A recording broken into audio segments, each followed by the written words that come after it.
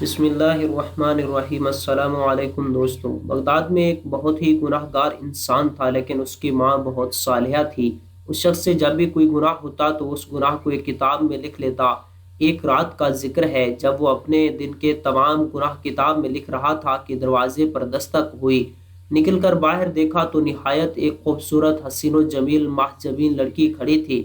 اس نے لڑکی سے پوچھا، کیا چاہیے؟ اس لڑکی نے جواب دیا، میرے پاس یتیم بچے ہیں، 3 دن سے بھوکے ہیں، کچھ بھی کھانے کو میسر نہیں۔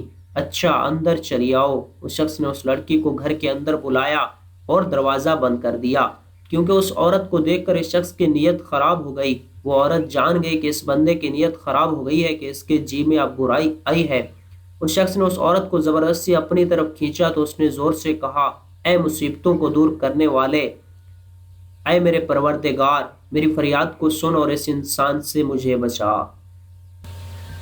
مجھے اس انسان سے بچا، اور اے اپنی مرنے والے کو بھول جانے والے انسان، مجھے تو تم موت سے غافل نظر آتا ہے کہ تم نے اس سے کوئی سبق حاصل نہیں کیا کہ تم سے بہتر اور طاقتور لوگوں کو موت کھا گئی، اور ان کو بھی اس دنیا سے سوائے تھوڑی سی روزی اور کپڑے کے کچھ بھی نصیب نہ ہوا، اور جو منزلیں اور بڑے بڑے گھر انہوں نے آباد کیے وہ بھی خالی رہ گئے، اور تم خود بھی کل یا اگلے روز طرح طرح قبرستان میں جا گزی ہو کر ان کی ہمسائیگی میں چلا جائے گا۔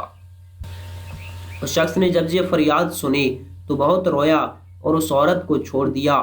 اس شخص نے اس عورت کو کھانے کی چیز دی اور کہا، یہ اپنے بچوں کو کھلاؤ، میں بہت گناہ گار انسان ہوں، اپنے بچوں سے کہنا کہ اللہ سے میرے لیے دعا کریں کہ میرے گناہ معاف کر دے، اور جو گناہ میں اپنی کتاب میں لکھتا رہا وہ گناہ معاف ہونے کے بعد مٹ جائیں۔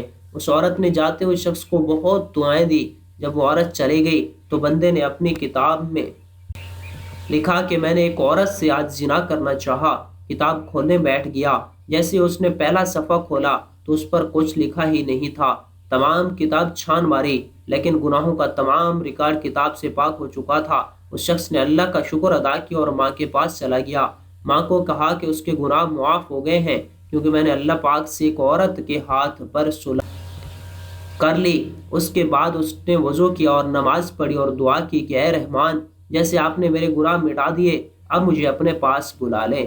یہ کہہ کر سجدہ کیا۔ ماں نے جب دیکھا کہ سجدہ طویل ہو گیا تو اس کو حرکت دی، دیکھا کہ روح پرواز کر چکی ہے اور اس کا انتقال ہو چکا ہے۔